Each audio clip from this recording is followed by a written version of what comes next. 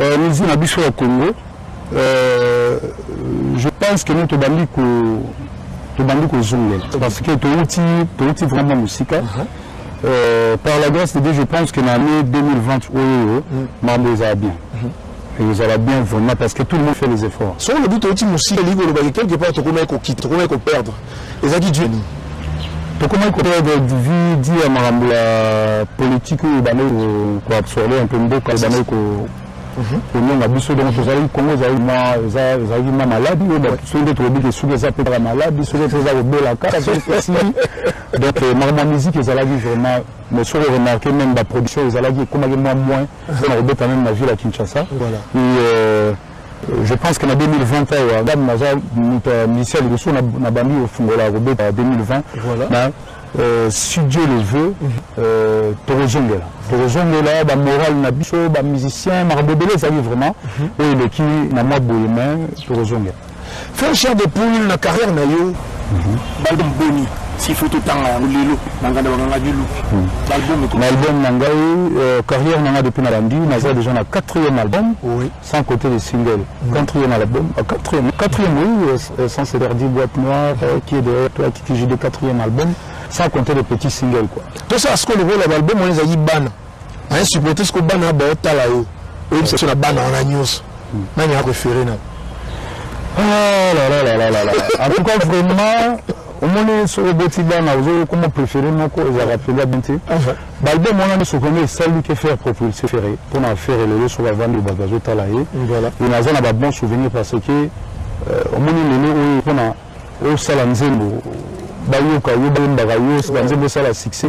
Je suis l'un parmi les artistes au Congo où ils ont des chansons populaires et ça me fait plaisir. La bonne amie sur on a beau contribuer à ma vie à travers la vie. Le Kataka Likambo. On a un banane notre yebi. Pour la Bible Jacob a une bango 12 de la ligne Joseph Ming. Nous en avons 4 les lois biception nganda banganga new look. Album mon préféré. Album mon préféré, mon préféré dans ma beau pamba. Nzembe yana ba so na bima bo comme na yana ba 13 doigts. C'est-à-dire que la Japon ta préférence voilà paix. Ma femme na so na kena ba 3e doigt na yana mon bébé voilà. Donc so na zo fumula na album na Nzembe na mo za sala makam. Bon, na moi l'album ça moi passi. Exactement. Surtout que na banzembo posana et tout nous coucher de pour de bandi. So balobi yoro to kuma banzembo on appelle ça chanson na préféré lelo banganda nyuluki.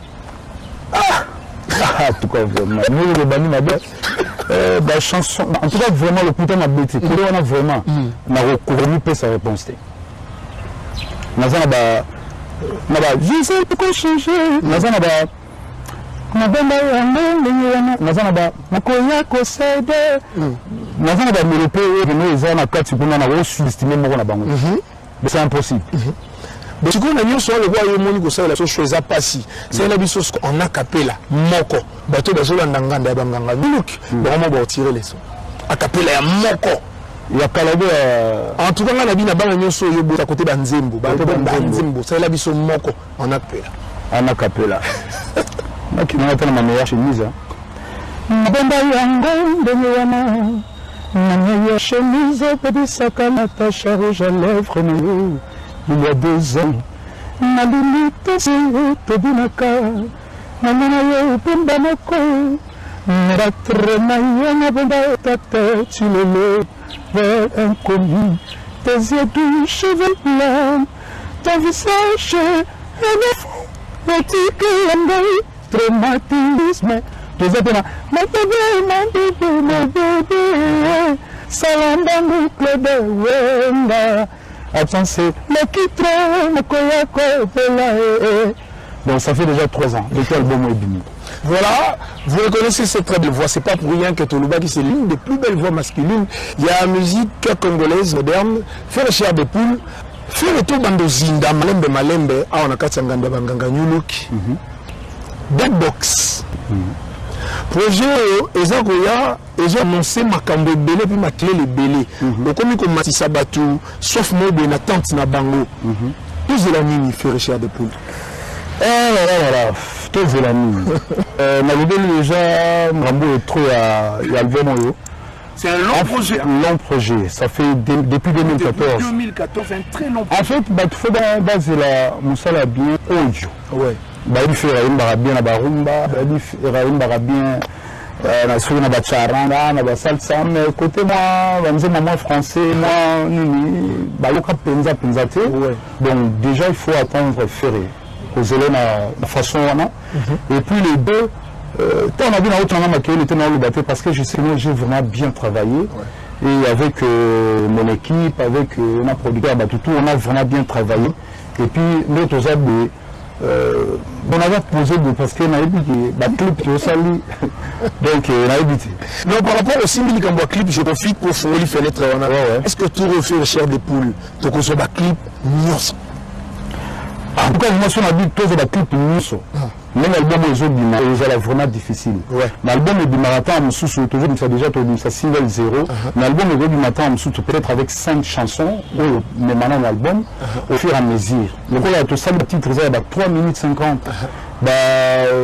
Donc comme écoute, même pas technique 4 minutes. Tout ça, il y a 3 minutes 50. Donc, tu as opportunité à ça. Tout ça, il y a un nombre de tu respectes tes timings. 3 minutes 50 aussi. 3 minutes 50 aussi. Donc, je pense. Toujours à moi, parce que dans tout ça, la baroum, 7 minutes, 5 minutes, mais avec cet album-là, tout ça, on a la façon où c'est lié. Donc, je pense que ça va clip tout. Chair de Poule, par hasard. Message à par hasard. C'est comme par hasard, c'est par hasard. Donc, tout ça, par hasard, parce que la femme m'a dit ça, on a remarqué que nous, Nicolas, tu vois, on a moins clip sur le terrain. Ah oui, mais bon, on essaie de créer par hasard, de faire un truc, ça va s'appeler par hasard. Donc, tout ça, par hasard, par hasard. Donc, tu vois, tout ça, par hasard. Donc, le temps que tu as préparé, Babiloko, tu tiens par hasard. Alors, on va souhaiter bon séjour à Kinshasa. Na Waro Maluté, la papi Mopalia, Motema Ezi. Binonyo Sowana, bon séjour. Ah, on a Kinshasa, séjour, nous à la Malam. Sans oublier, Maître Guy Mafuta Kabongo, honorable. Faire Chair de Poule, certainement, que Nzembo n'a pas dédié Bangouango. Oui, on a pu faire déjà Maître Guy Mafuta, honorable Maître Guy Mafuta Kabongo, on a pu se voter. On a pu se voter dans la poto, nous sur la zone, on a minute en particulier, Badango, on a pu se voter. Et voilà, donc Nzembo par hasard, tout ça, par hasard, on a travaillé, on a petit jeune, on a biso avec Kinshasa, on a créé le biso chorégraphie, puis, pardon. Mais c'est l'animateur, on a dit souvent qu'il travaillé. Et on a changé tout le monde d'animateur ici dans par hasard. Mais bon, on a aussi l'intervention dans l'album, tout ça là. On a déjà on a déjà un bango. On a aussi l'intervention dans l'album, tout ça. Alors, c'est simplement une question de curiosité. Ils ont bêté pour les bango Hervé Gola. Nakati il y a album. Parce que l'artiste n'a pas signé. Les alliances, c'est le padre. On a fait l'album, on a surtout ça des albums. Voilà. Na deux albums tout ça, l'album il y a l'artiste n'a signé déjà, on a quelques titres na bango. Et à ce moment là on a sur donc ça na studio tout na RTM. OK. Ah tout on invest, mais nous on est à côté, on est en train de travailler avec les musiciens. Très bien. Et l'album urbain tout ça basé na intervention na bango côté instrumental. Voilà. Parce que la majorité album on a ça on a poto. Voilà. Donc bango basé na on a Kinshasa. Donc on a ça on et puis en fait, déjà, album, je suis en train de faire une expérience pour moi-même d'abord. Voilà. Donc, sauf que ça, l'intervention à Bango instrumentaux, tout ça, va intervenir à Kati. Voilà. Mais cet album-là, soyez les bienvenus à Bango. Donc, on va ensemble à Bango. Donc, voilà.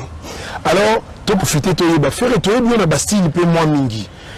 Et comme ça, tu surtout qui ça, tu as une ligne dans la musique. Mais ils ont sous-secrété. Lui, on est assis comme il son album. Pour le moment, c'est déjà un long projet. Mais nous, nous allons quoi innovation bloc aussi comme nous là. Au-delà du fait que vous respectez la timing, moi, le timing ils ont respecté, mais la surprise ils ont catifé là innovation. Oui, la surprise ils ont catifé. La surprise en gros, moi, surprise dans la télévision. Si. D'après moi, ils ont abandonné le sous Bayoki, ils matent vraiment les gens dans la et souris, on a raison fou d'ailleurs. Soit on a ça le problème les autres. Non, on a bien les raisons.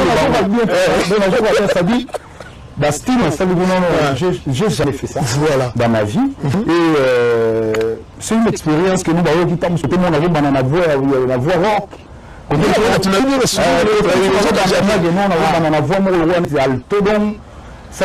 puis na bateau la majorité, on remercie en tête, on a pu une beauté. Et avec mon petit Chris en Belgique. Et Mazuta Rochabanze, on a bateau de texte, vraiment, on a bien travaillé. C'était une bonne collaboration qui Naza vraiment tellement sur Nango. Et puis tout le monde a tout le monde autour de ça là. Écoutez, Bissot déjà dans 60 000. Donc plus autour de ça là déjà. Et aussi dans les 60 000, on comprend de l'autre. On a oublié donc on fait go là-bas. On a 60 000. Au sud là, on a 60 000 francs congolais. Tout ça, on a 60 000 francs congolais. Donc, ça veut dire que on a toujours ça là. On a au Kosayote. En tout cas, vraiment, on a un public à juger tant qu'on a le bima. Surtout la qualité de la clip, je pense que non, la fan n'a bissou. Vraiment content, la fan a fait rigoler. J'ai eu des nuances de partout. On a satisfait. Nakati le silence n'a fait rigoler. Ça veut dire que on a toujours ça là. On a au Kosayote. En tout cas, vraiment, on a un petit public à juger tant qu'on a le bima. Surtout la qualité de la clip, je pense que non, la fan n'a bissou. On a vraiment content, la fan a fait rigoler. J'ai eu des nuances de partout. On a satisfait. Nakati le silence n'a fait rigoler. Nakati album, est-ce que tu as retrouvé, tu as retrouvé la featuring, faire rigoler à s'exprimer, pénamoire, Baptiste Msous, il y a des featuring dedans. Ceux qui ont allé, on a vu sur l'intervention, ils allaient. L'intervention, ils allaient, mais sauf que le premier album, la surprise, la base de la moitié, la base de la bataille à souffrir à Mbagina. Donc la surprise, vraiment, Nakati album, on a la dessus qui est CP là. Et Nakati, on a combien de titres, pour être précis? Là, on a déjà fait presque 20 titres, mais on ne va pas faire 20 titres. Donc je pense que nous, on va faire un petit tirage d'or. Après, là, on va choisir si on peut s'arrêter dans les 14 ou soit 13 ou soit 12. Donc ça dépend, mais pour le moment, toujours ça là. Et on est dans la sélection. Et dans la sélection, après, on va sélectionner, on va voir. Ferrebola, un des plus longs projets à carrière Nayo. Toujours plus en appelé Ninango, Kolandao Koloba, batu déjà bazo mesna, ozo matsa soif wana, bameloman pe bazo zla, et puis patience na bango ego comme anasuda. À quand cet album Ferrego? Là, tout le monde comme la phase de shooting à la photo. Voilà, très bien. Comme la phase de shooting à la photo, comme la phase d'affiche, parce que toujours déjà en plein tournage, ici Dieu le veut. Nous avons besoin de photo, ils ont prévu que nous avons beaucoup de Caraïbes. Donc, il y a aussi quelques images encore. Et nous avons toujours dans la boucle presse, comme la phase que nous il y a au Calais comme à Cambo. Comme la phase, il y a single 0 micro bima. Donc, single 0, il y a un moment pour annoncer que l'album bima jour tel, date telle. Voilà, tout le monde en étape. Tout le monde vient à la musique, il y a le padre. Après moi, tétesse, moi, étincelle, moi, miki, nzardo aki, azongi, au fond de ma bouche, yambi, au bout, ça n'a facilement, au limbe, ça va facilement, on t'aime à nous aller. Ah, ben, ma vie n'a pas eu ça fait longtemps déjà, orchestre où ils ont existé. Et, la mission n'a pas eu façon on la vivra une façon parce qu'on a une discipline et on a une discipline Nzardo Kanaï Azungi mais tout à l'heure Nzardo a se comporter par rapport à la discipline d'abord dis on a une discipline et pour c'est une chance totale à la discipline comme à niveau voilà bon. Ah ouais, toujours bête à l'issolo. Bon,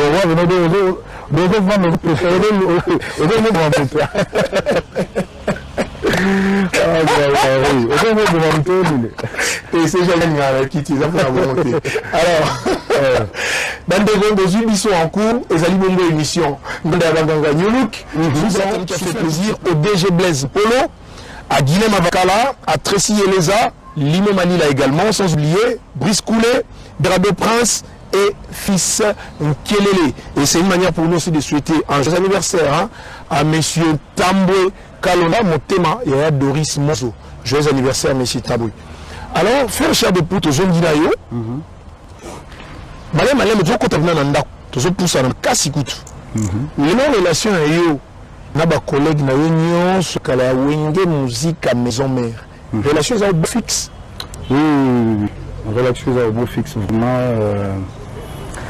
Nous avons des relations à bien. Malgré tout, ça fait longtemps, tout le monde en a des sous-soutés, mais bon, tout le monde a quand même là-bas. Le téléphone, nous sommes des textos, nous sommes des bon. Comment moi, tant que la rose à peine à yéboué, tant que nous pas rose à la zone yéboué, mais en général, vraiment, ça va. Ça va. Alors, la question, on a tous les souffrir dans l'actualité, dans la sanction, on a rumeur. Mais il y a une turbine, elle boule. Voilà. Tout le monde, toujours là dans Internet, toujours là dans la publicité, toujours dans les médias, toujours dans la TV, parce qu'il y a des koyayo, héritier. Le lobby peut qu'on a inimitié entre Yéna, ancien patron na yo, mais tout le monde il a relation au beau fixe. C'est-à-dire que mon peut mouton l'équipe après ce patron n'est pas Kalamboti. Et tout le monde a divisé, bah mon y a été moto et boani. Mais l'homme de la rue a zone le bapena faire un ancien patron c'est pas le grand amour. Na routine na rumeur ton dans l'actualité, on a sangui c'est un yondo éclairci. Na relation à un ancien patron na yo.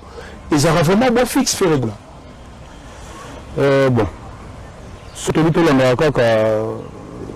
les ont dit, selon les dires des gens, au moins on a vibration en réalité, on a vraiment. Et quand on a le but que non, tout ça bien, bâtonnier sur tout ça bien, donc c'est que tout ça vraiment bien. Ouais. Là on va que non, on peut s'attendre. Voilà. En 2020, on a polémique.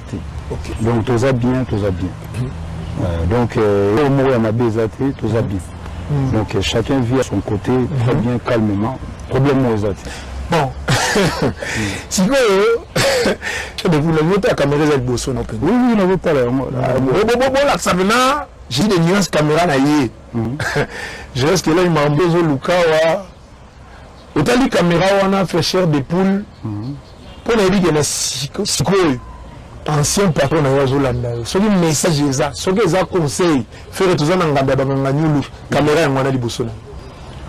En tout cas, vraiment, dans la Nyulu qui a 2020, n'a eu awate pour juger là tout. Ouais. N'a eu awate pour na sala na samutu moral ou quoi que ce soit. Et voilà, on a souhaité patron Nangai, roi de la forêt. Mes condoléances, on a souhaité qu'il déjà tant dans une photo. Ouais. On a ouvert que nous avons qui m'attendent là. Ouais. Et on a rebandé là encore mes condoléances. Comme il a dit, mon papa on a besoin mes condoléances. Ouais. On a zéro les sous-sous. Ma cliente a la mère, ma papa à l'époque, Moroboé. Ouais.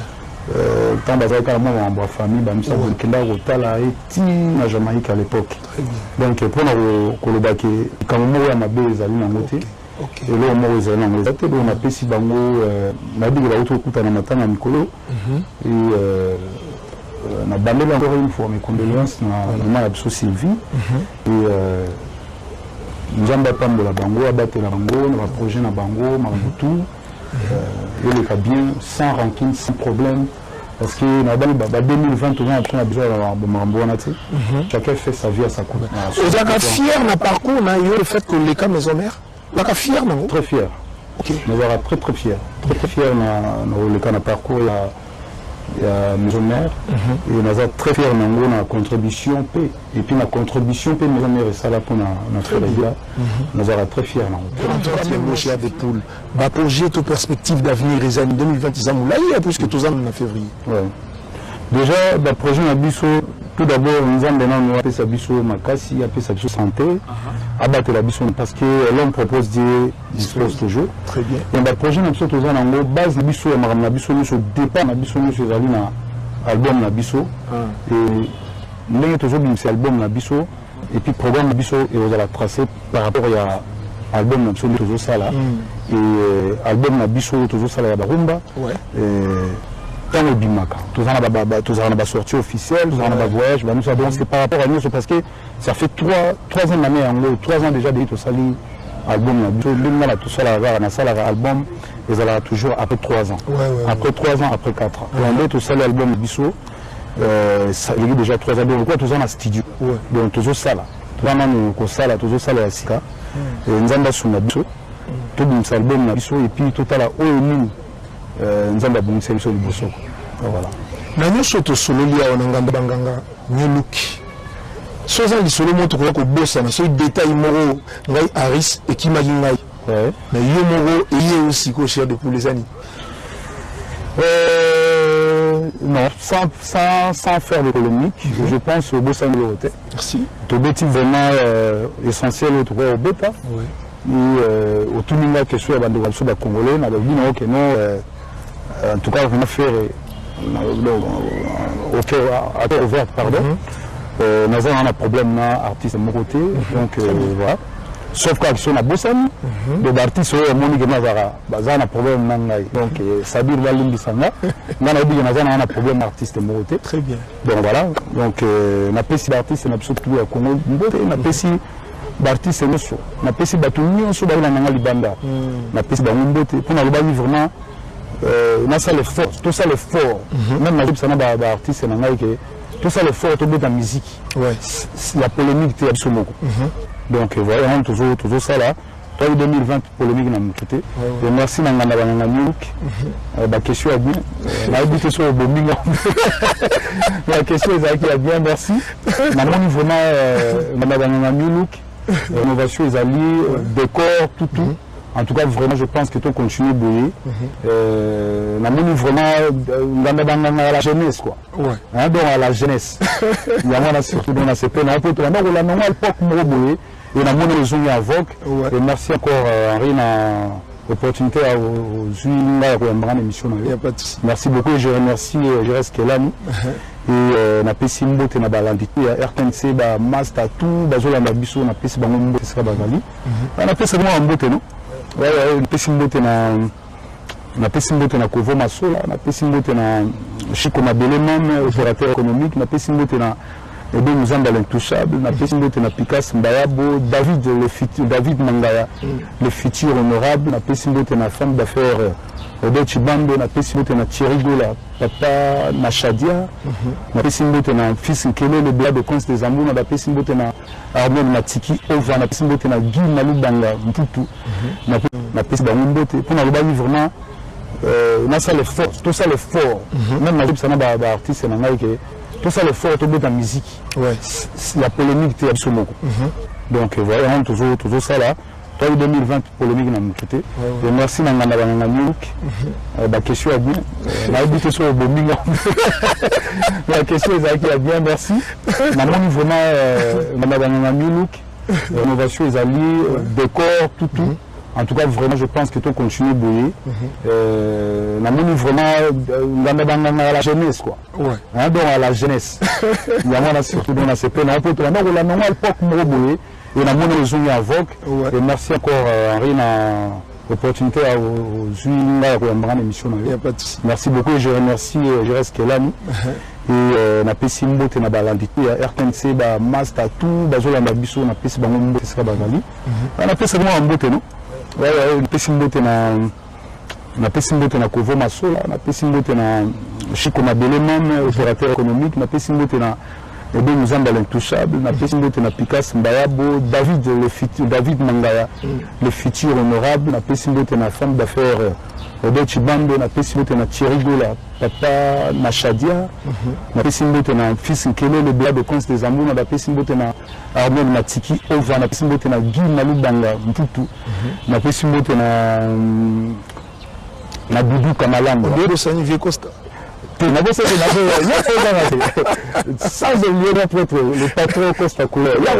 Jamais. On a payé mbote ya mingi, on a payé mbote na Paris Seben, na pesi mbote na baleki na ngai batanga bango wa déjà na pesi mbote poto bosana bo atolakuna osingo na place yo tia vegi wana na Jerry Zamba Orsini Lumene Brice Koulé Jess Zamba na pesi mbote na Juma Vakala sans oublier Fiki Popol na pesi mbote ya trop quoi. Ah il y a Dada Ngubama peut tout Dada Ngubama ah to salite Pichu Botoko ah to salite voilà bah visa ponda ah to sanité to dit que vous êtes belé bozolanda nganda banganga look alors Frère Cher de Poule, avant de clôturer, qui a une question qui est aussi départagée à Kandengeni, artiste parent. Ah, c'est difficile, tu sais, l'autre jour, en sortant de la maison, Ouais.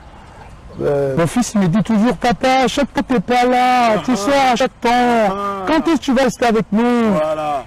Moi, j'ai dit, mais mon travail, ça me permet des fois d'aller chercher pour vous. Donc, des fois, je rentre la nuit parce que je travaille pour vous aussi. Donc, c'est un peu difficile, mais bon, j'essaye de rester un peu avec eux la journée aussi. S'il y a des voyages, je suis obligé de voyager pour chercher leur gagne-pain, quoi. Donc, ah, voilà les amis, hein, lorsque papa rentre très tard, c'est pour votre intérêt. Voilà. C'est-à-dire à Bimi et Zandepon à Bino. À l'affaire Cher de Poule, Ganda Banganga aussi, quoi qu'il y ait des fleurs, tout qui n'engo lobi. Alors, tu dis, Nabato, il y a des kotala yo, il y a des suka. ah oui, non, na zobe tagu c'est un de l'obanga bien suka zaliki. Il a suka pour l'émission. Pour l'émission, Ganda Banganga, samedi, oyo, base à na mobile ndango. Na alba toujours sur na alba na be côté moko, balimbisa ngai. Tous en absolument battu, mais à ce moment même tous en plein studio. Ouais. Donc toujours ça la studio na absolument RTNC. Tous en enregistré banze mon abiso ya barumba, to na minute tout aussi sa guitare, toujours na backer. Donc ba fa na biso nyonso o balinga biso. Baïbaké, tous en studio, tous en enregistré, Babo Moréa, il y a TikTok.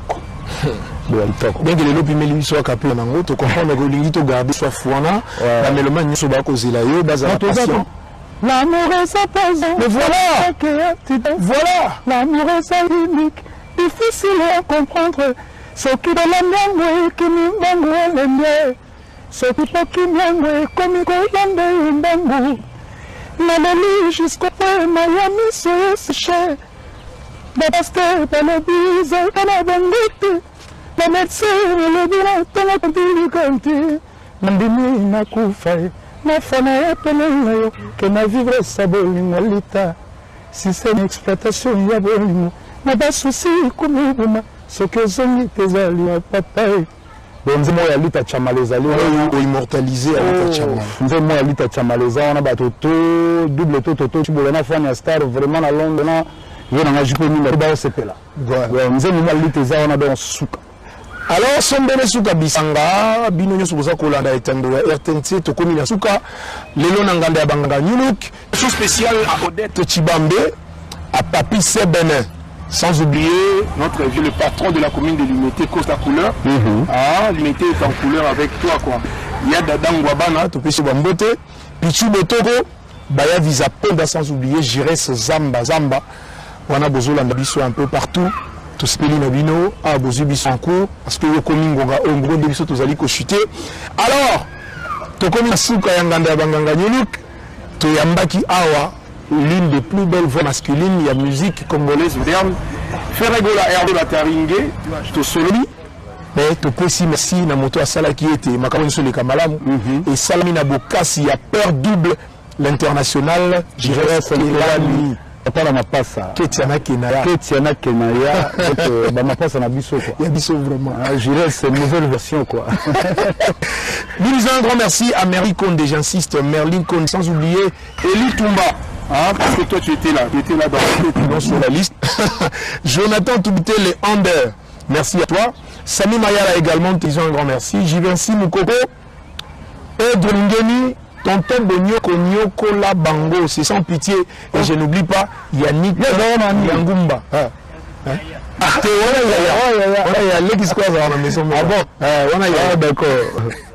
On ne veut pas oublier hein, parce que la rédaction a connu le concours de Tracy Elesia, parce que c'est important aussi que vous allez reconnaissant. Nous avons sur la travail qui parce que c'est une chose qui a été concoctée par plusieurs personnes et la finition, c'est Nganda Banganga Nyuluk. Madame, messieurs, restez fidèles au programme de la télévision nationale congolaise de Tokuta Inabino, Nicolas Zali Koya pour un nouveau numéro de Nganda Banganga Nyuluk.